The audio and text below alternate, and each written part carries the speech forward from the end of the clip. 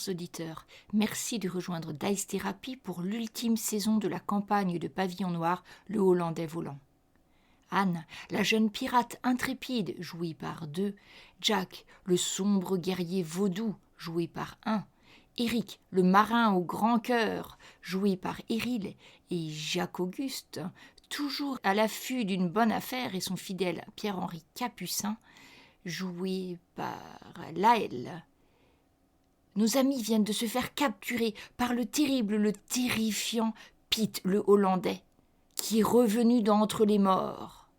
Préparez-vous à plonger au cœur d'une aventure épique et grandiose, digne des plus grandes productions hollywoodiennes. Chers auditeurs, mettez vos casques et bonne écoute.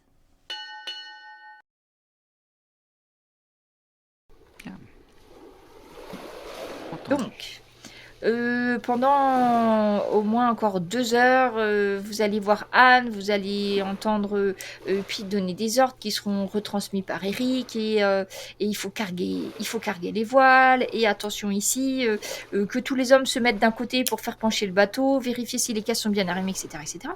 Et vous allez arriver dans cette fameuse baie et c'est là que vous allez apercevoir que vous n'êtes pas les seuls. Il y a déjà 4 navires qui sont là.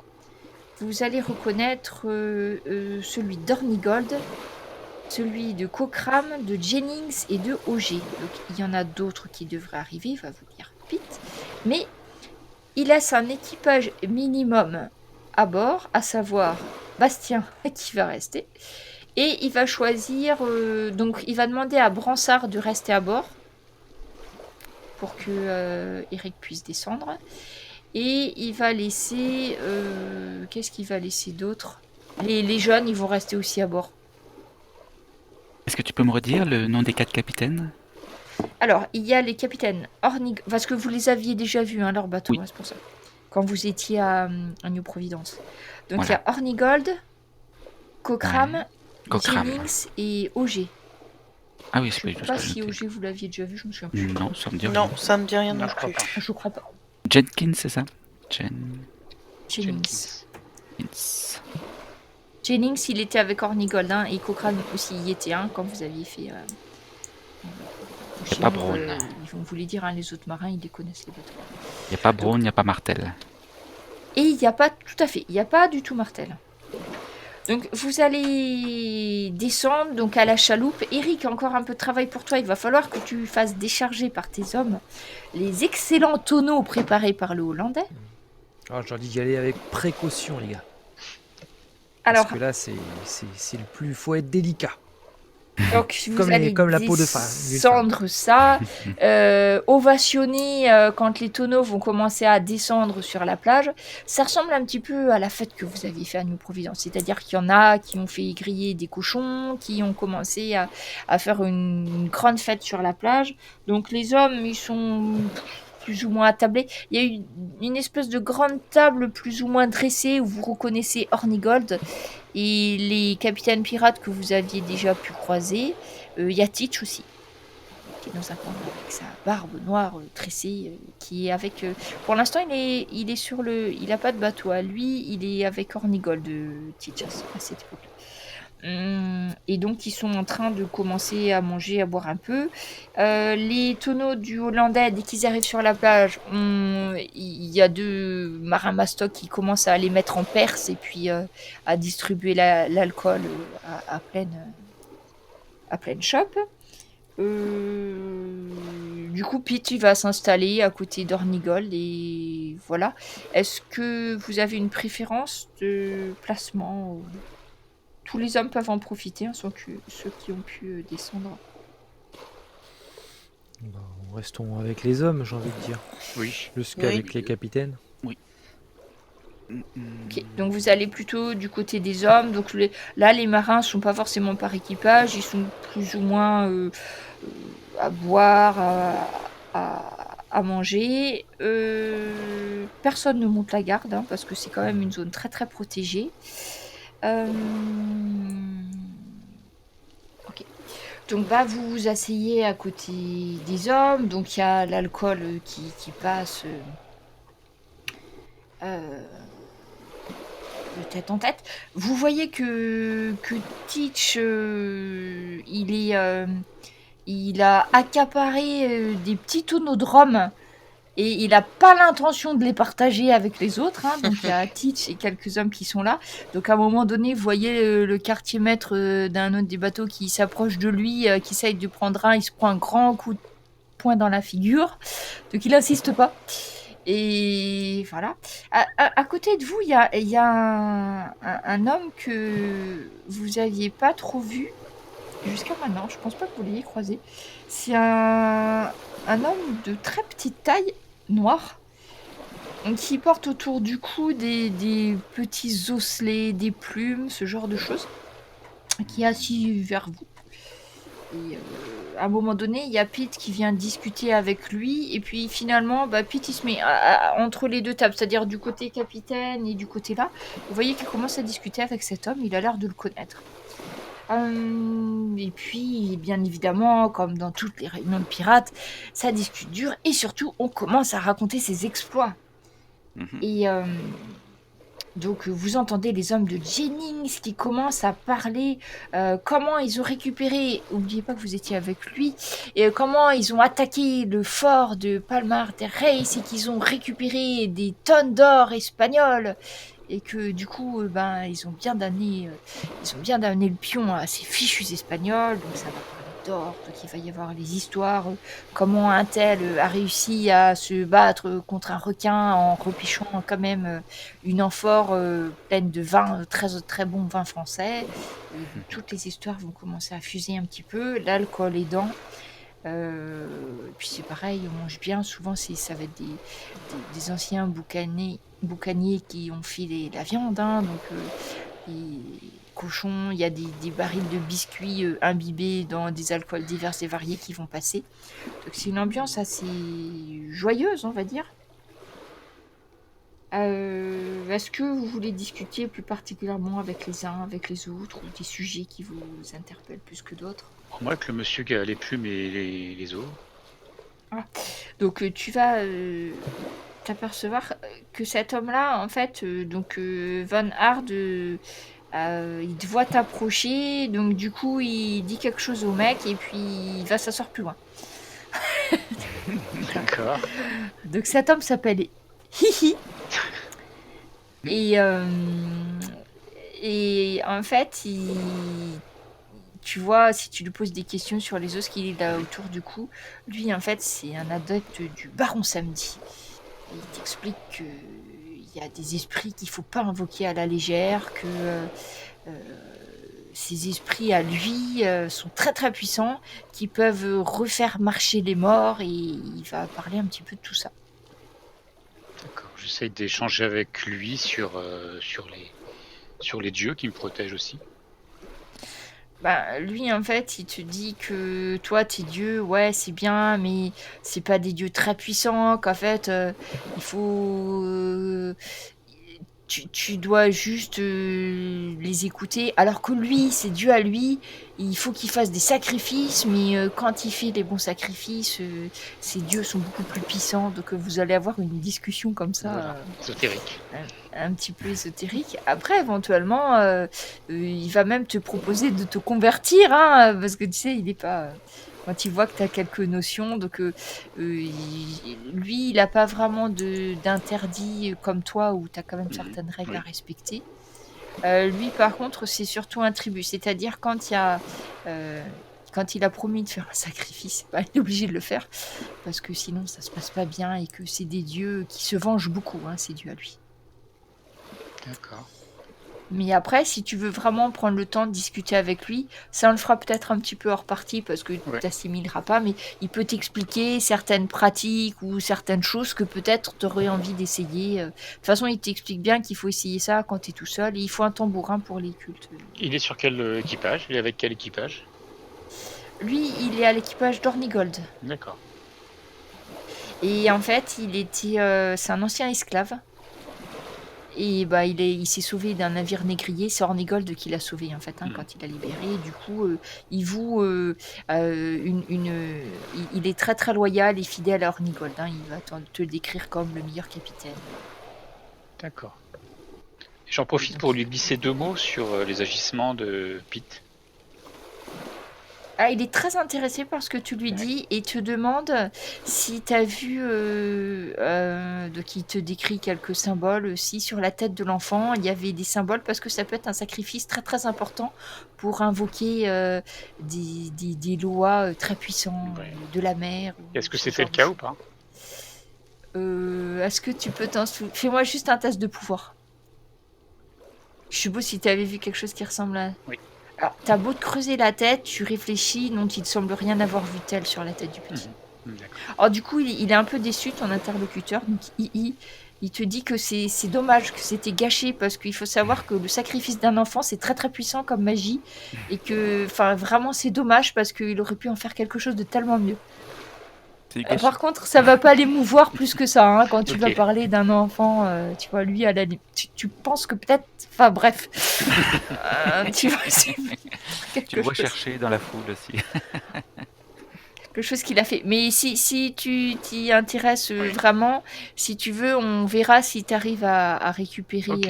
Oui, ça, j'écoute avec attention. une technique équivalente pour ta Voilà. religion, mais qui correspond à la sienne. J'écoute avec attention. Les autres, est-ce que vous voulez discuter Non, plutôt prêter l'oreille à ce qui se dit entre les capitaines. Alors, ce qui se dit avec les capitaines. Donc, tu peux t'approcher de Teach et de ses tonodromes, hein, en sachant que lui, c'est le second Ornigold. D'accord, merci, c'est ce que je Euh, voulais te demander. Tu peux... Kokram, je crois que tu ne vas pas trop te parler parce qu'il est complètement... Voilà. Jennings raconte ses exploits contre les Espagnols. Il est à fond, hein, à l'intérieur. Et Ornigold, il papillonne un petit peu à côté de chaque capitaine. Tu entends reparler de la République des pirates. Ce genre de choses. Donc, est-ce qu'il y en a un que tu voudrais suivre? Ou il y a Pete aussi. Exactement, Pete m'intéresse, ouais. Notamment comment il réagit par rapport à la République des pirates. Alors, Pete, par rapport à la République des pirates, il va redire à Ornigold que c'est bien, mais qu'il pense que c'est trop tôt, qu'ils sont pas assez nombreux. Et surtout, Pete va embrayer sur un sujet qui lui tient beaucoup à cœur, c'est la trahison de Martel. Et tu vas entendre parler, et Martel ceci, et Martel cela, etc., etc. Et donc, il y a apparemment d'autres pirates qui ont eu affaire aussi à Martel, donc ils vont enchérir, donc ils vont faire un peu le diaboliser un petit peu sur tout ce qu'il a fait et tout, et à quel point il faudra lui faire payer tout ce qu'il a fait. Est-ce qu'une coalition se met en place? Et pas du tout, c'est plutôt des ivrognes qui sont en train de... Encore que Pete a pas l'air d'avoir spécialement bu, mais tu vois, ils sont en train de dire tout ce qu'ils vont lui faire si jamais il l'attrape, etc. Mais bon, ça a pas l'air d'être très, très coordonné. Ouais, d'accord. Anne, tu fais quelque chose? Non, je vais observer en fait, voir un petit peu comment les différents capitaines réagissent, tout ça. Rien de particulier. Alors, tu vas avoir d'un côté, on va dire, les intellectuels, c'est-à-dire Jennings et Ornigold, qui boivent un petit peu, mais qui sont plus à parler, tout ça, Pete aussi d'ailleurs. Et puis, tu as les brutes, hein, tu vois, comme Teach, qui pense qu'à s'enivrer, et tu penses qu'il lui en faut beaucoup, hein, quand même, pour s'enivrer. Et puis, les autres qui sont plus, tu vois, à profiter de la fête, sans aucune retenue. C'est les deux... Ok. Les deux catégories-là. Il y a quelques femmes en dehors de toi. Tu vas voir, il y a deux femmes. Donc une qui est habillée un petit peu en homme, hein, comme ça, peut-être comme toi aussi d'ailleurs. Oui, oui. Et une autre qui est très ouvertement habillée avec une très belle robe, enfin qui est vraiment habillée en femme. Et tu te demandes si elle est même pas capitaine d'un petit navire parce qu'elle porte un chapeau qu'on voit sur la tête des capitaines. Ah, Elles sont entourées d'hommes, sûrement de leur équipage, mais elles sont pas forcément du côté des capitaines. écoute, je vais les surveiller, puis éventuellement, j'irai parler un petit peu avec elles. Donc celle qui est habillée en femme, hein, avec une robe de qualité, tu vas apprendre qu'en fait elle est pas, elle est avec l'équipage de Brown, et qu'en fait c'est sa femme. Ils ont été D'accord. tous les deux capturés dans un bateau pirate et Brown a réussi à sauver sa femme des griffes des pirates. Il a fait mutiner le bateau et il a pris lui-même l'équipage, mais en restant dans la piraterie. Ah, et ben. Donc tu sais pas trop comment bien il a réussi. Effectivement, ils sont pas trop patibulaires dans son équipage, mais c'est un petit bateau. Hein. Ils vont te montrer leur bateau, c'est un sloop en fait, un plus Ok. petit que le Saint-Michel que vous aviez. Je sais pas trop bien comment ils ont atterri là. Et puis quant à la femme pirate, elle par contre c'est plutôt son équipage des vieux loups de mer, on va dire, cicatrices, couturées, etc. Et elle en fait c'était une prostituée.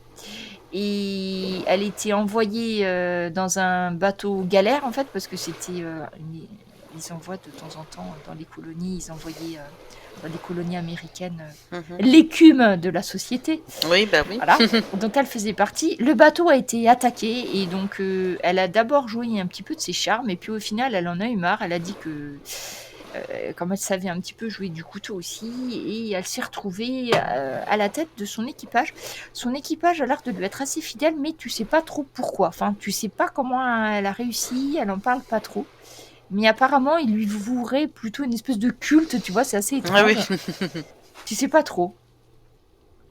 Voilà, tu l'as jamais vue, tu sais pas, elle a l'air assez sympathique, mais elle parle pas beaucoup non plus. Vous allez profiter de la fête, je suppose, un petit peu. Eric, cette fois-ci, Oui. tu peux te reposer un petit peu, tu n'es plus de quart. Ah, Bah, ce que je fais, c'est que je passe à côté entre les capitaines et je leur sers à boire assidûment. Je leur propose. Et puis j'écoute, D'accord. je tends l'oreille en même temps. Et je leur propose à boire. Buvez, capitaine, buvez, buvez. Tu leur sers à boire, donc ils vont pas refuser, hein, surtout ceux qui aiment bien parler un petit peu. Qu'est-ce que tu vas entendre dans les bruits ça va parler beaucoup de la bonne raclée qui a été mise aux Espagnols en leur volant leur or, hein, ça c'est quand même un truc. Et au fur et à mesure de la soirée, tu vas voir Hornigold qui va remettre sur le tapis sa fameuse république de pirates, comme quoi... Maintenant qu'il y a certains gouvernements qui sont vraiment contre les pirates, s'il y avait une légitimité, un véritable État, ça serait mieux. Et par rapport à New-Providence, t'as l'impression que maintenant qu'ils sont riches, en fait, ça les intéresse beaucoup moins, quoi, les histoires d'Hornigold. Tu vois, parce que, bah, à un moment donné, voilà, mais maintenant qu'ils ont l'or, ils sont quand même pas très enclins à vouloir laisser des parties de trésors plus ou moins importantes à Hornigold pour sa république. C'est ce que tu vas comprendre. Donc Hornigold, il fait un peu d'école. Tu vois, quand il demande à Jennings, bah, du coup, tu pourras m'aider à reconstruire le fort à New-Providence pour défendre le port et tout ça. C'est plutôt, oui, ça serait une bonne idée, peut-être. Mais là, j'ai d'autres choses de prévues, en fait. Hein. Il faut On en reparle. faut peut-être que j'aille faire un tour à Cuba. Tu sais, c'est un peu plus loin. On se reverra plus tard, tu vois. Ok, très bien. T'as l'impression que soit c'est trop tôt, soit c'est trop tard, mais que sa république de pirates va faire un petit peu... C'est pas ce qui est à l'ordre du jour. Qu'est-ce que vous allez entendre d'autre? Bellamy, tiens. Eric, tu vas entendre parler de Bellamy. Oh, Tu vas voir. sérieusement? Comme tu traînes avec les capitaines, tu vas entendre Hornigold. Alors, Hornigold, il est fâché contre Bellamy parce qu'il a voulu le recruter quand il a appris qu'il était là où vous l'aviez laissé. Et Bellamy a refusé. Bellamy, il a accepté au départ. Et puis au dernier moment, il n'est pas venu, il a refusé pour une histoire de femme. Il n'a pas très bien compris pourquoi, Hornigold. Du coup, il estime que Bellamy, il mérite pas la confiance des autres pirates, etc. Si Anne écoute à côté, vous allez entendre ça. Eh bien, un moment, si je retombe à côté d'Anne, je lui glisse gentiment à l'oreille que Bellamy aurait pu être sur cette plage. Ah. Bah écoute, c'est fort dommage. Et que fort heureusement, grâce à ta dispute, il n'est point présent. Ah. Voilà, après, c'est tout ce que vous entendez. À un moment donné, parce qu'oubliez pas que vous êtes au marécage. En marécage, il y a des hommes qui sont partis faire la vidange parce qu'à force de boire, des fois, il faut que ça reparte dans l'autre sens.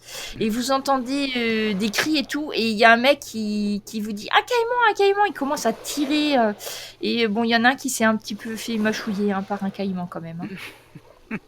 Parce que dans les marécages, surtout à cet endroit-là, en fait, ils ont un petit peu peur des hommes. Mais là, à cet endroit-là, il n'y avait pas trop de feu. Et donc, il essayait d'en mâchouiller un, mais il n'a pas réussi. Donc, voilà, vous entendez. C'est le clou du spectacle de la soirée, on va dire. Le caïman qui essaye d'en bouffer un, mais qui n'y arrive pas. Passé 2 heures du matin, il y en a beaucoup qui dorment ou qui vomissent, au choix.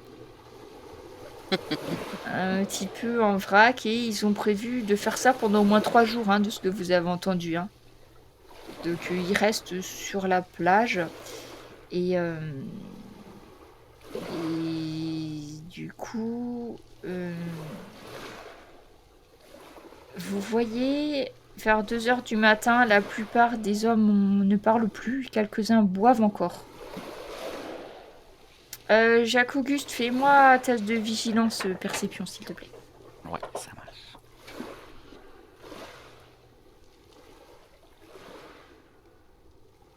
Est-ce que je suis bien réveillé? Bonne réussite. Oui. Bah peut-être n'as-tu pas trop bu. D'ailleurs, vous avez bu vous ou pas? Et Jack, je crois que tu bois pas trop. Un peu, Non, moi j'ai pas bu, moi. Un peu. Un petit peu. Tu Raisonnable. vois... tu revois le signal, Jacques-Auguste. J'estime que à cet endroit-là, si jamais je refais le signal, il y a des chances qu'ils puissent attaquer. Oui. Je vais en parler à mes compagnons. Là, en fait, ils sont plus à moitié tous dans le coma. Enfin, bref, vous pouvez vous isoler de façon discrète. Ouais, d'accord. La baie, quand même, tu disais qu'elle était bien défendue, mais là, il n'y a plus grand monde pour la défendre, si j'ai bien compris. Tout le monde est sous là. Oui, alors là, dans les bateaux, doit peut-être y avoir 3-4 marins, les mousses et les vieux qui sont restés sur les ponts, quoi, et puis pas grand monde d'autres. Eh bien, mes chers compagnons, nous voici à un moment, un tournant de peut-être de cette histoire. Qu'est-ce que vous en pensez? Est-ce que je donne le signal? Moi, je dirais que c'est pas le moment. Moi, je dirais au contraire que c'est parfaitement le bon moment là. C'est le bon moment pour se débarrasser de la piraterie, Voilà. mais... Je m'en vais. Je ne non, reste pas. Anne, Non, non. reste, Anne, parce que justement, moi, je suis pas forcément d'accord non plus. Pourquoi se débarrasser de la piraterie? Se débarrasser de Pete, ok, mais se débarrasser de la piraterie, ce serait dommage. Ça nous fera moins de concurrence. Mhm. Vous pensez réellement que, vu l'état dans lequel se trouve la moitié des hommes, on va être capable de se défendre contre des navires de guerre? Je pense que c'est Tu veux très dire que compliqué. le capitaine Brixton pourrait se permettre de faire quelques blessés Moi, je parmi pense, ses- oui. ses Ah missiles? bah oui. Oh, Ce qui m'inquiète, c'est que je pense que si on n'arrivera pas à faire les pirates à nous tout seuls. Ouais, je pense qu'avec la flotte qu'il a là, le capitaine Bryanston, je pense qu'il va devenir le nouveau maître des mers, des environs, et donc tout seul, nous avons encore moins de chances de réussir à faire de la piraterie. Et est-ce que les monter les uns contre les autres peut être une solution? Les pirates les uns contre les autres? Je sais pas.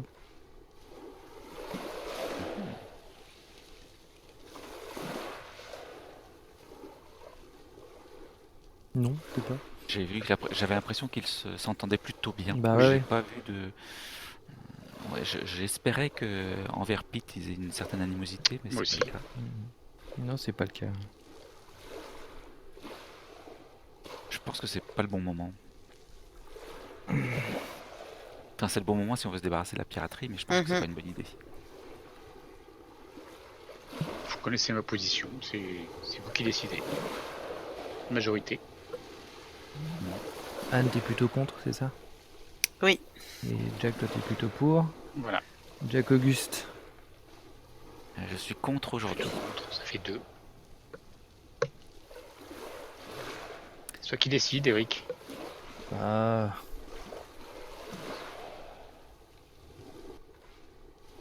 Je vais pencher pour être plutôt contre. Oui. Désolé, Jack. Écoutez, vous venez de sauver la piraterie. Mm. Maintenant, je sais pas où ils vont nous emmener, ce pit. Je sais pas, mais en tout cas, il faut qu'on trouve un moyen de l'avoir. Peut-être que son plus grand défaut est d'être très très rancunier. Peut-être que non. Immortel. Peut-être aussi, mais il doit avoir quelque chose qui le protège. Peut-être un maléfice ou peut-être un objet, peut-être, et que nous n'avons pas à connaissance. Mais en tout cas, vous avez vu sa fureur quand il est contre quelqu'un. Et nous savons de source sûre qu'il déteste Martel. Oui. Donc, Ouais, sa fureur, c'est une chose, je suis d'accord, mais cette arrogance quand même, de pouvoir se sortir indemne d'un fortin comme celui-ci, je veux dire, il n'a pas sourcillé le moindre nom, il était sûr que de toute façon, il en reviendrait vivant, quoi, et non emprisonné. Je suis épaté par cette... Peut-être que ce monsieur II, qu'il a rencontré, a peut-être plus d'acquaintance. Enfin, c'est ce que j'aurais imaginé, mais ça n'a pas l'air d'être le cas non plus. Mais peut-être qu'il faudrait creuser la piste. Moi, effectivement, ça m'a interrogé le fait que Eric ait évoqué l'idée qu'il ait peut-être quelque chose qui lui donne une certaine capacité. J'essaie de me souvenir s'il y a un objet en particulier qui pourrait être un peu étonnant, quoi, dans sa possession. Non, sur Pete, t'as jamais vu. Tu te souviens pas avoir vu ni amulette, ni même cicatrice ou chose comme ça. Bah, il a des cicatrices, mais comme. Enfin, peut-être pas comme toi, mais comme la plupart des pirates. Mais après, t'as jamais vu effectivement de scarification, de choses comme ça. Il y a un tatouage en particulier. Non. Par contre, il a effectivement des cicatrices liées à ses morts précédentes, mais quand il s'est fait bouffer par le crocodile, du coup, il a tout un flanc où il y a des marques de crocs, des choses comme ça. Il a quand même beaucoup de cicatrices.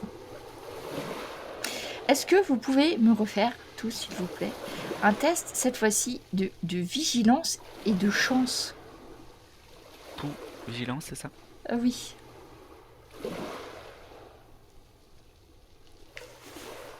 Oh. Oula. Tiens, des 12.